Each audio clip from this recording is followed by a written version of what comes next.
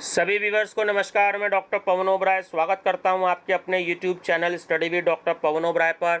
तो व्यूवर्स, आज की इस वीडियो में डिस्कस कर रहे हैं आपसे सीसीएस यूनिवर्सिटी मेरठ में बीए थर्ड ईयर में जो आपका economic growth and international trade का सब्जेक्ट है, न्यू पेपर है आपका, है ना। इकोनॉमिक्स में ये दो पेपर बदल गए हैं इस बार जो बच्चे पेपर देंगे। Economic growth and international trade आपका फर्स्ट पेपर है और सेकंड पेपर आपका इंडियन इकोनॉमी है। इंडियन इकोनॉमी लगभग मैं करा चुका हूं, आप प्लेलिस्ट विजिट कर लीजिएगा। फोर्थ यूनिट रह रही है, वो भी मैं 5-6 दिन में करा दूंगा, थोड़े थोड़े क्वेश्चंस उसके। बाकी इसके 3 पार्ट मैं बना चुका हूं। यूनिट फर्स्ट का ये फोर्थ पार्ट है। आपने चैनल सब्सक्राइब ना किया हो study with doctor Pawan Oberoi, subscribe करेंगे तभी आप प्लेलिस्ट विजिट कर सकते हैं, अदरवाइज आप प्लेलिस्ट विजिट नहीं कर सकते। ठीक है, तो सबसे पहले चैनल सब्सक्राइब करके study with doctor Pawan Oberoi bell icon press कर लीजिएगा लेटेस्ट नोटिफिकेशन के लिए। और दूसरा, आप जो है इसकी प्लेलिस्ट विजिट कर लीजिएगा, आपको वहाँ पे सारे क्वेश्चंस मिलेंगे। प्रीवियस पार्ट 1, 2, 3, ये पार्ट 4 है। और आप 45 रुपीज़ दे करके ये 551 क्वेश्चन है मेरे पास, आप इसको परचेज कर सकते हैं। डिस्क्रिप्शन बॉक्स में मोबाइल नंबर है, केवल मैसेज कीजिएगा। गूगल पे, फ़ोनपे, पेटीएम से आप पेमेंट दे सकते हैं। आपको जो है वीडियो, ये पीडीएफ जो है आपको पहुंच जाएगी। प्रीवियस ईयर के पेपर्स अगर आपको चाहिए तो भी आपको उसमें 10 रुपीज़ पर पेपर के हिसाब से आपको मिल जाएंगे। 5-6 साल के मेरे पास में क्वेश्चन पेपर है। दूसरा, इंग्लिश में भी क्वेश्चंस मैंने तैयार कर लिए हैं, बहुत जल्दी इंग्लिश की भी वीडियो मैं इस पर प्रिपेयर करूँगा। तो चलिए, क्वेश्चन नंबर 101 है। अपने विकास के सिद्धांत में शुम्पीटर ने बल दिया है, तो जो नव प्रवर्तन की भूमिका पर बल दिया है। इंग्लिश में नव प्रवर्तन को इनोवेशन कहते हैं। नव प्रवर्तन की भूमिका पर अल्प विकसित देशों में धनात्मक राशि क्रियाओं का क्षेत्र डैश होता है, सीमित होता है। जो विकसित देश हैं उसमें तो असीमित होता है, लेकिन अल्प विकसित देश जैसे कि भारत है, पाकिस्तान है ना, तो इसमें सीमित होता है। धनात्मक राशि प्रेरणाओं का परिणाम राष्ट्रीय आय में डैश करने का होता है वृद्धि। डैश विकास के दूत माने जाते हैं। देखिए, अभी ये क्वेश्चन पहले भी आया था। उद्यमी, जो उद्यमी है, क्योंकि वो रिस्क लेते हैं, रिस्क लेकर के ये अपने बिजनेस को बढ़ाते हैं, इसलिए उनको प्रॉफिट भी ज़्यादा होता है। इसलिए उनके बारे में चीज़ कही भी जाती है कि greater is the risk, greater is the profit. तो उद्यमी जो है वो विकास के दूत माने जाते हैं। हैरोल्ड की मान्यता अनुसार पूंजी गुणांक, देखिए पूंजी गुणांक जो होता है ना, स्थिर होता है, ये हैरोल्ड का मानना है। बहुत इंपॉर्टेंट क्वेश्चन है। और हैरोल्ड का जो सिद्धांत आधारित है, ये गुणक तथा त्वरक दोनों पे आधारित है। ये भी बहुत इंपॉर्टेंट क्वेश्चन है, प्रीवियस ईयर में आया भी हुआ है ये दोनों क्वेश्चन। तो हैरोल्ड का सिद्धांत गुणक तथा त्वरक दोनों पर आधारित है। प्राकृतिक वृद्धि दर पर, कि प्राकृतिक वृद्धि दर जो होती है उसमें पूर्ण रोजगार होता है। Option students right hand side पर दे रखे हैं ताकि आपको लास्ट का पेज ना देखना पड़े। पूर्ण रोजगार संतुलन दशा में, अब ये कुछ देखिए, ये इंडिकेशन आपको दे रखे हैं, तो आप इसको ध्यान रखिएगा कि इस तरीके से पूर्ण रोजगार को संतुलन दशा में प्रेजेंट किया गया है। तो सी ऑप्शन जो है ध्यान रखिएगा, इक्वल की कंडीशन। ठीक है, ऐसे 109 क्वेश्चन है।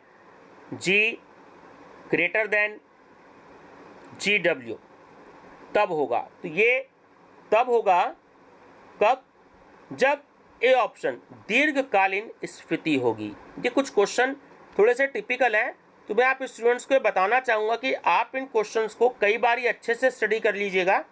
ऐसा मत सोचिए कि एग्जाम से केवल एक रात पहले, एक शाम पहले हमने चैनल सब्सक्राइब कर रखा है तो हम इस वीडियो को पढ़ लेंगे।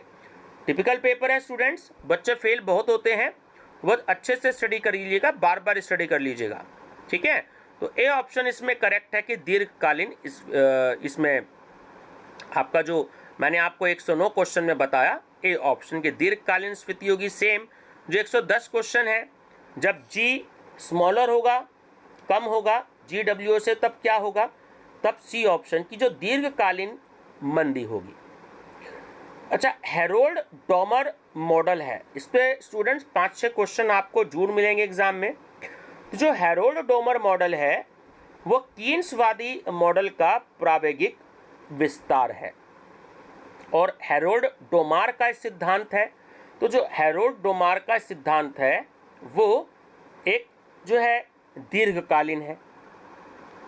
शुम्पीटर के अनुसार आर्थिक विकास में महत्व होता है नव प्रवर्तन का। शुम्पीटर के अनुसार विकास प्रक्रिया की प्रवृत्ति डैश है। तो देखिए चक्रीय होती है, ठीक है, ध्यान रखना, बहुत अच्छा क्वेश्चन है, इंपॉर्टेंट क्वेश्चन है। शुम्पीटर के अनुसार विकास प्रक्रिया की जो प्रवृत्ति होती है वो चक्रीय होती है। 115 यदि GW ग्रेटर देन होगा GN से तब अर्थव्यवस्था में क्या होगा? तब अर्थव्यवस्था में दीर्घकालीन गतिहीनता होगी। डोमर के अनुसार अर्थव्यवस्था में निवेश उस दर पर किया जाना चाहिए जहां ऑप्शन ए आय वृद्धि पर बराबर हो उत्पादन वृद्धि दर के, ठीक है, आय वृद्धि पर बराबर हो उत्पादन वृद्धि दर के।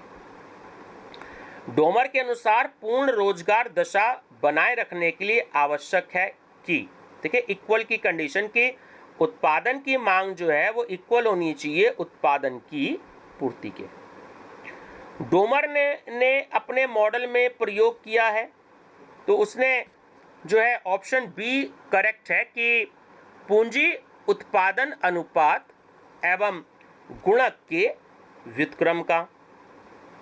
डोमर का विकास मॉडल आधारित है तो ये संतुलित विकास तकनीक पर आधारित है। जो डोमर का विकास मॉडल है, बहुत इंपॉर्टेंट क्वेश्चन है, ये संतुलित विकास तकनीक पर आधारित है।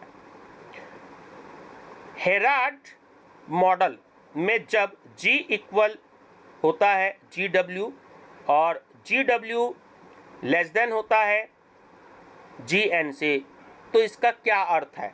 तो इसका अर्थ होता है स्फीति होगी, ठीक है। देखिए ये ऑप्शन आ गया, ऑप्शन बी स्फीति होगी। देखिए आपने दो कंडीशन पढ़ी होंगी, मुद्रा प्रसार और मुद्रास्फीति, है ना, इन्फ्लेशन और डिफ्लेशन, तो उससे ही रिलेटेड है ये। Harold Domar model dash model का प्रायोगिक विस्तार है। तो अभी ये क्वेश्चन आया था ऊपर, दोबारा से देखिए इस तरीके से इसको रिपीट किया गया है।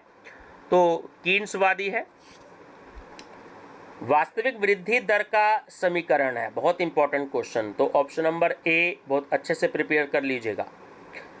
हैरोल्ड के अनुसार जो स्मॉल बी है, जिसको भुगतान संतुलन माना जाता है, का मान धनात्मक होने पर यानी प्लस में आ जाए, पॉजिटिव हो जाए, तो उसका मतलब क्या होता है? उसका मतलब होता है कि जो मंदी होती है वो दूर होती है, ठीक है, मंदी दूर होती है। 124 यदि अब देखिए ये आपको एक इक्वेशन दी गई है। अब इक्वेशन है आपकी ये, यदि डेल्टा आई अपॉन आई है ना, ये आपकी ग्रेटर देन है, ज़्यादा है किससे? अल्फा, और ये साइन जो है आपका स्टैंडर्ड डिविएशन का है, तो अर्थव्यवस्था में क्या होता है? तो अर्थव्यवस्था में तेजी आती है। इसलिए स्टूडेंट्स मैं कह रहा हूँ कि कुछ इन क्वेश्चंस को ना आपको जो है, अगर आप किताब की स्टडी करते हैं तो आपको बहुत अच्छे से समझ में आएगा, चैप्टर पढ़ना पड़ेगा, लेकिन अगर चैप्टर नहीं पढ़ते हैं, सिर्फ MCQs अगर आप देखते हैं तो रटना तो पड़ेगा, लेकिन अगर यही वाले क्वेश्चंस आ जाते हैं तो आपको सेम यही आंसर देने पड़ेंगे, अदरवाइज गलत हो जाएंगे तो आपको प्रॉब्लम होगी। तो इसलिए मेरा यही बार बार कहना है कि वीडियो को बार बार जरूर देख लीजिएगा। ऐसा ना करिएगा कि एक रात पहले, एग्जाम से पहले आप वीडियो को देख रहे हैं। 125 क्वेश्चन है आपका कि निम्न में से कौन हैरोल्ड डोमर मॉडल की मान्यता नहीं है? तो यही वाला जो ऑप्शन नंबर ए है, MPS ग्रेटर देन APS, है ना, ये मान्यता नहीं है हैरोल्ड डोमर मॉडल की। सिग्मा प्रभाव का विचार किसने प्रस्तुत किया? बहुत इंपॉर्टेंट क्वेश्चन है। सिग्मा प्रभाव का विचार डोमर ने प्रस्तुत किया। और डोमर का विकास मॉडल आधारित है, तो डोमर का विकास मॉडल ये भी रिपीट हो गया, अभी पीछे आया था, संतुलित तकनीक पर आधारित है। निम्न में से कौन सा समीकरण हैरोल्ड ने दिया? अब ये आप जो समीकरण है, इक्वेशन है, इसको भी आप अच्छे से प्रिपेयर कर लीजिएगा। जो बी वाला ऑप्शन है, ये समीकरण हैरोल्ड ने दिया था, ठीक है, option number B. Professor Harrod ने आर्थिक विकास के कौन से घटक बताए हैं? तो प्रोफेसर हेरोड ने आर्थिक विकास के ना जो घटक बताए हैं वो औद्योगिक विकास की दर बताई है। ठीक है, औद्योगिक विकास की दर हेरोड के अनुसार वास्तविक विकास दर है। तो अब इसमें ए ऑप्शन तो नहीं है, इसमें आंसर है आपका बी ऑप्शन कि यह अर्थव्यवस्था की उच्चतम क्षमता है। हेरोड डोमर मॉडल प्रस्तुत करता है। अब जो प्रतिष्ठित यानी कि जो पुराने या परंपरावादी जो विचारधाराएं हैं और कीन्स की जो विचारधाराएं हैं उनका समन्वय। प्रतिष्ठित मतलब प्राचीन, परंपरावादी जो बहुत पुराने टाइम के हैं, ठीक है, क्लासिकल, और कीन्स विचारधाराओं का समन्वय। तकनीक तथा नवप्रवर्तन आर्थिक विकास का एकमात्र निर्धारक है। यह कथन किस अर्थशास्त्री का है? बहुत इंपॉर्टेंट क्वेश्चन है, शुम्पीटर का। और लास्ट क्वेश्चन है इस यूनिट का और इस वीडियो का 133। एक अल्प विकसित देश अफ्रीका में पाए जाने वाले जिराफ की भांति है जिसका वर्णन करना कठिन है। यह मत किसने प्रस्तुत किया?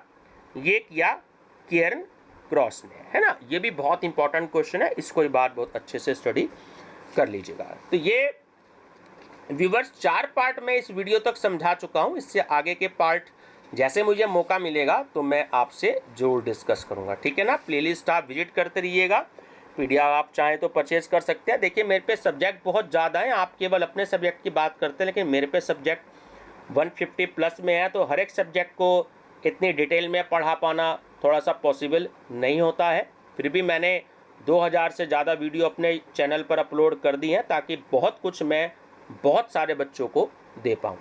तो बने रहिएगा मेरे चैनल पे study with doctor Pawan Oberoi पर। Thank you.